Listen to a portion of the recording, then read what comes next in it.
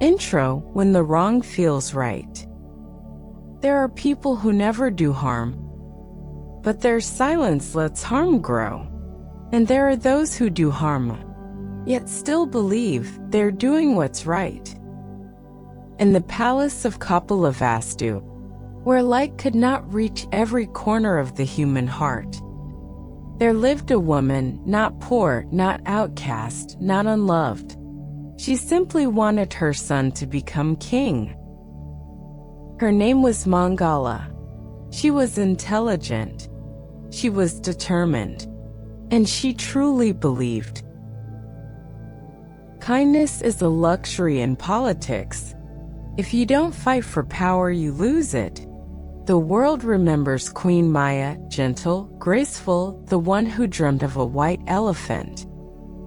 But few speak of what happened before that great child was born. Few tell how Maya quietly left the palace, surrounded by silent schemes she never even noticed. This story is not to cast blame. It's to remind us that a woman can go very far if she believes she's right. But if compassion is missing, the farther she goes, the deeper she may fall. Today, let's revisit the shadows that once tried to swallow the light. To see that, in a world full of manipulation, the quiet act of guarding your compassion might be the strongest form of resistance. Chapter 1. When a woman clings to power. There was one thing Queen Maya didn't know.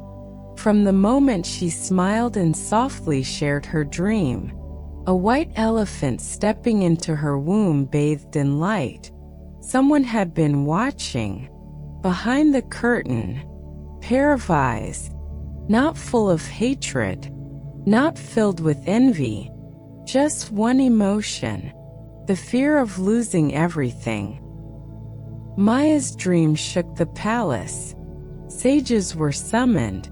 All of them bowed and declared, "This is a sign of greatness. A world redeemer will be born. Not a king, not a god, but the one who frees all beings from darkness." The king's eyes welled with tears. Maya's sister Babadi gripped her hand, overcome with joy. Everyone believed that light had arrived through that dream. Everyone, except one, Mangala. She was the wife of the king's elder brother, and she had a son, Devadatta. 4 years, the king had loved Devadatta as his own, because he had no heir. People whispered, when the king looks at Devadatta, his gaze is full of love, like a father looking at his successor. Mangala believed it. She nurtured the hope in silence. As long as Maya bears no child, my son will inherit the throne, and I, his mother, will be the most powerful woman in the kingdom. But the dream changed everything. She did not scream. She did not rage. She showed no visible emotion. Alone in her private chamber, Mangala sat for hours repeating one thought. "I've come too far. I won't let a dream take it all away." No one knew when her plan began. A few days later, during the royal offering to the heavens, Queen Maya walked gracefully in a pure white robe, ascending the marble steps. Behind her followed Babadi and the handmaiden Lashika. Suddenly, something rolled across the right hallway. A marble, then another. Clear, glistening glass beads, rolling down the stone steps as if poured there, deliberately. Then came the slip. Maya lost her balance. A brief, breathless moment. If Babadi and Lashika hadn't rushed forward, the unborn child might not have survived. The entire palace was shaken. Royal physicians rushed in that same night. The king ordered new handmaids and doubled the guards in the inner chambers.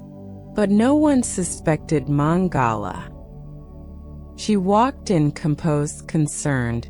"Oh dear, those must be Devadatta's toys. I warned him not to bring them outside the nursery." She bent down and calmly picked up each marble, a soft look of regret on her face, as if she too had been caught in the same unfortunate accident. In every scheme, the most dangerous one is not the villain who screams, but the soft-spoken voice that whispers plausible things in the dark. Later, the Buddha would say, "It's not always because they're evil, it's because they truly believe they are right, and that blind faith in their own plans is what leads them into suffering." Sometimes we do the same. For personal gain, we let someone be misunderstood. A stray remark, a glance made to shift trust. Once, a master potter was invited by the king to create a priceless vase. He mixed the clay, watched the fire, shaped it with care. But in his mind he kept thinking, "How can I win the king's favor? How can I get more gold?" The vase turned out beautiful, but as soon as the king touched it, it shattered. Not because his hands failed, but because the potter's greed had seeped into the clay. Clay is still clay, but when the heart is impure, even fire cannot hold form. Mangala was the same. Her strategy was perfect, but one thing was missing: conscience. And when intelligence has no limits, every action becomes a blade, no matter how gentle the smile appears. Chapter 2: A Bowl of Milk and a Broken Plan. The first plan failed, but Mangala did not rage. The wise never reveal their fury. They wait, like a venomous snake beneath soft grass, silent until the heart lowers its guard. This time, she wouldn't act directly.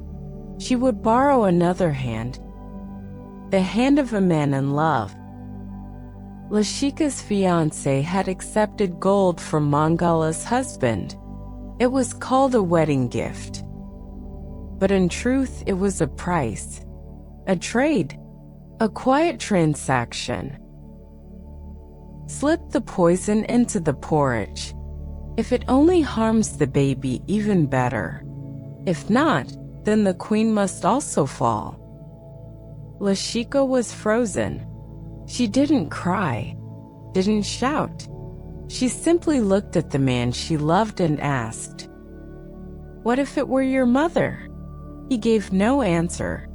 He just took her hand and said, "We'll have a future." But that hand was cold, as if it had chosen a path where conscience no longer lived. She wanted to tell someone, but Mangala always arrived, like a shadow that walked ahead of every thought.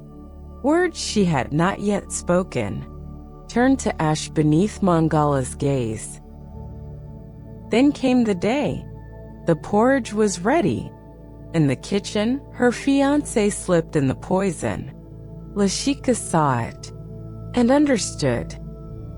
If she stayed silent, she'd have everything she ever dreamed of.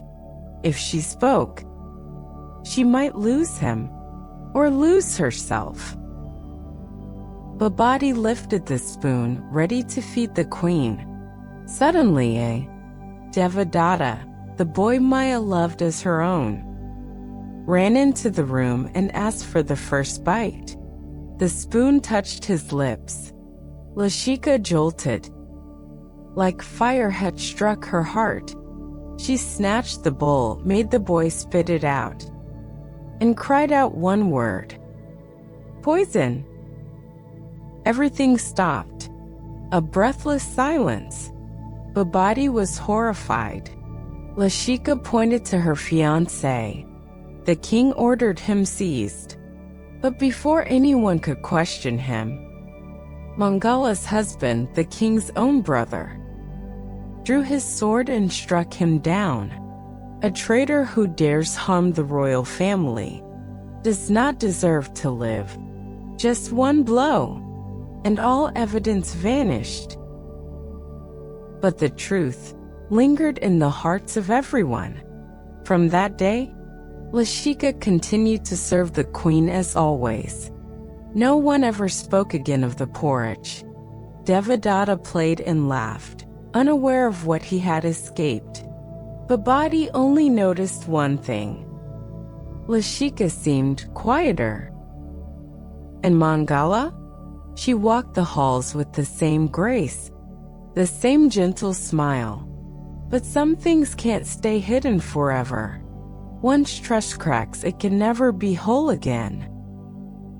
No one said it aloud, but inside each person, a small fracture had begun to grow. Sometimes in life, we must choose between what is beneficial and what is impossible to accept. A silence that keeps us safe, or a truth that shatters everything. The love we once swore to, or the conscience we've carried since birth. Lashika didn't know what she would lose. She only knew this. She couldn't bear to watch someone who once trusted her take a spoonful of death from her own hands. There's an old story. A sword was once forged so sharp it could slice through wind and split lightning. Its owner could conquer storms, oceans, and fear. But one day the sword slipped and cut the man's own foot. He bled out by the very blade he thought would protect him. Not every weapon should be used, and not every path leads where we think it will. Porridge can nourish life, or shake an empire, and sometimes, not following through is the only way left to stay whole.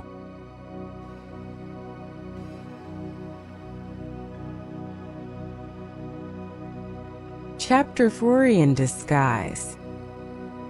Not all blades come with sharp edges. Some arrive wrapped in care. Soft words, logical reasons, kind intentions, and that's why they cut so deep. Mangala understood this. She used it like an artist with her finest brush. After the failed porridge attempt, Queen Maya was still safe. The child was still strong, and King Siddhartha loved her even more. Devadatta, Mangala's son, was still treated like royalty. But Mangala had not given up. One quiet morning, she entered the inner chambers holding an old astrology scroll, her voice as light as a breeze. "Your Majesty, I heard the astrologers say, if the child is born inside this palace, it may bring great misfortune to the king." Maya paused, her hands resting on her belly, trembling slightly. Mangala stepped closer and whispered, "For His Majesty's safety, perhaps it would be wiser to give birth in your mother's village, far from the palace, far from danger." There was no force in her voice, just concern, just love, and for that very reason, her words left a crack in the queen's heart. That night, Maya lay awake, restless. She thought about the strange signs, the subtle dangers, the heaviness in the king's eyes. Each time she mentioned the child, and she made her decision. Out of love for her husband, out of fear for his well-being, she asked to return to her childhood village to give birth. King Siddhartha, though reluctant, agreed. He believed it was for the best. Princess Babati, Maya's younger sister, asked to go with her and care for her on the journey. Behind the curtain, Mangala smiled. Not all words need to be shouted. Placed at the right time in the right place, a whisper can change fate. And not all villains spill blood. Some simply make you believe that leaving is your own idea. Have you ever been manipulated by someone who said, "I care about you"? Made a choice you didn't want, just to avoid hurting someone else? Maybe they weren't evil, but maybe you were Maya, and they were your Mangala. Long ago, a little sparrow lived in a great forest. Each year it migrated with its flock. But one winter an old crow said, "Don't fly south. The winters there are harsh. I lost friends there. Stay with me. It's safer here." The sparrow was moved. It stayed. But when winter came, the snow covered everything. The crow vanished, and the sparrow no longer had the strength to fly. It didn't die because of winter. It died from trusting someone else's fear. The Buddha once said, "No one can save a person who won't light the lamp within themselves." Don't be led astray by sweet words. One who speaks well is not always right. Sometimes, true love is standing firm in what you know is right, even if the whole world wants you to abandon it. So if today someone makes you doubt yourself, if you're stuck choosing between doing what's best for you or doing what makes someone else feel okay, stop, breathe, write this down. What are your core values? What truths did you once believe, but now feel unsure of? And each morning, before you make a hard decision, ask, am I doing this out of love or out of fear of being rejected? The day Queen Maya left the palace, the sky was clear, gentle, as if no schemes had ever happened. But inside her heart, questions still lingered.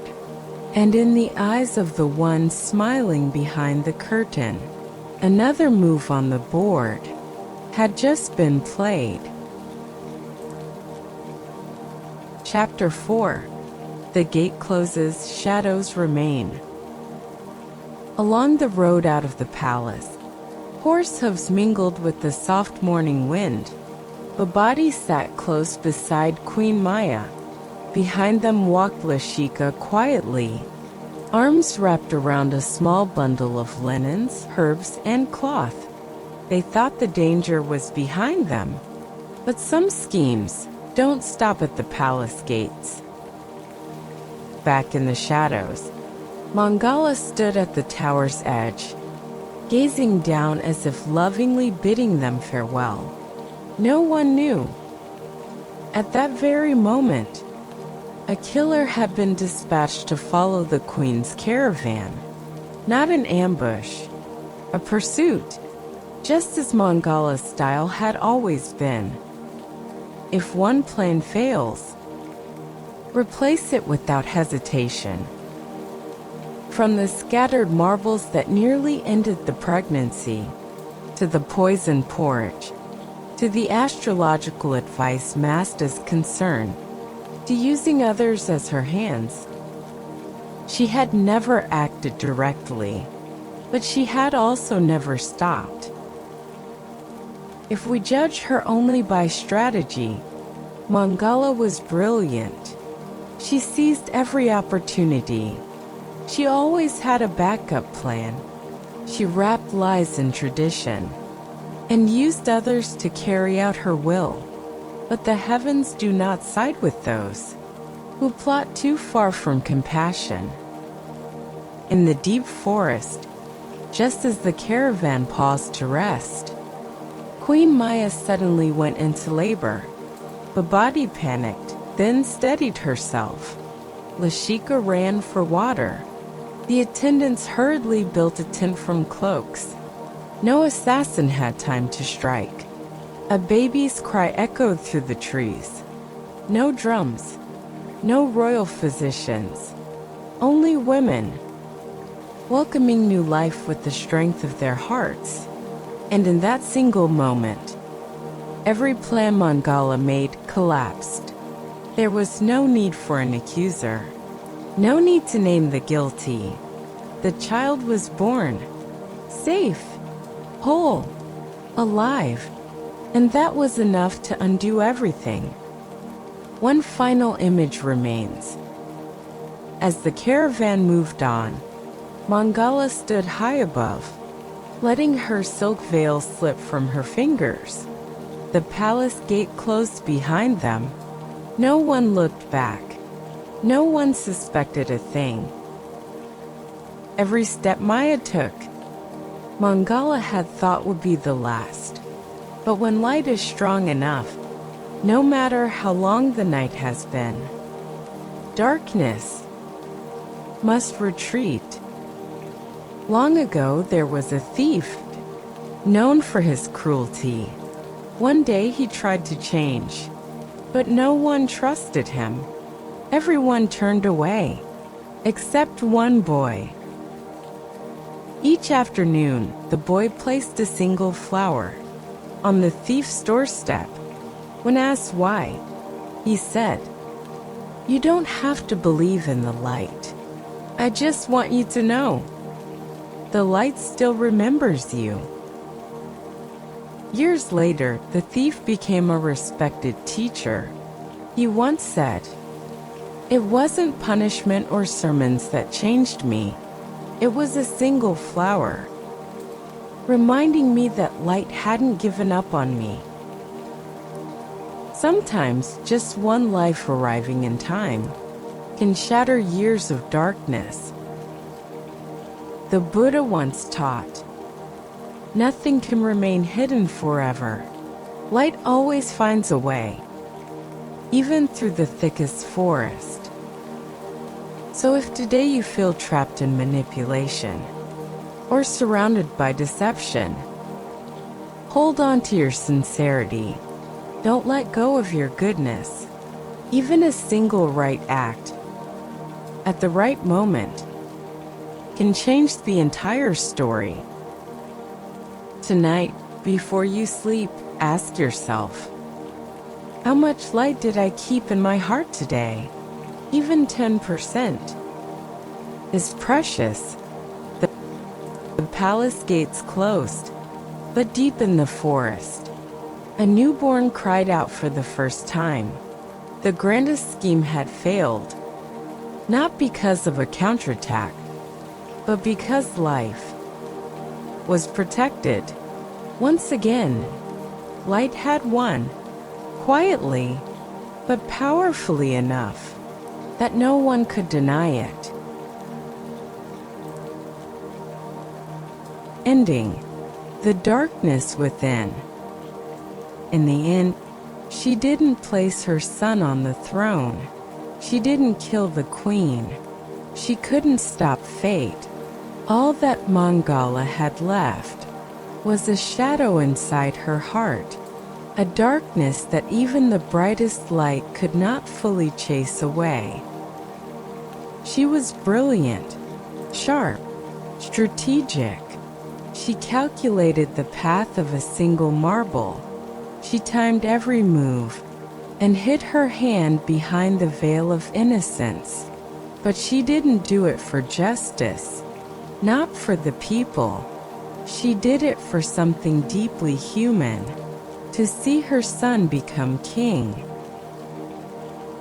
But brilliance without conscience only leads us further from ourselves, and the more we manipulate, the more we grow tired of hiding behind masks too carefully worn. The Buddha once said, "The wise do not do wrong, even for personal gain. They choose the harder right, even when it costs more." So what if it were you? If you were in Mangala's place, wanting the best for your child, trying to protect your family, what would you have done? Would you manipulate like she did? Or would you seek a brighter path, one that may not promise success, but offers peace to your soul? Perhaps inside all of us, there's a little bit of Mangala. We plan, we protect, we scheme for those we love. But the question is, do we know when to stop? If you've ever chosen what's right, even when no one knew, even when no one praised you, please believe this. Every time you protect your conscience, you take one step closer toward the light. A gentle invitation. If this story stirred something in you, share it. Share it with someone who once lost themselves in the name of love, or with the version of you that once made a painful choice. And if you wish to walk with more stories like this, stories that heal, that remind, that guide softly without shouting, hit follow, because some lessons don't come like thunder. They arrive gently, like a breeze that moves something quiet inside you.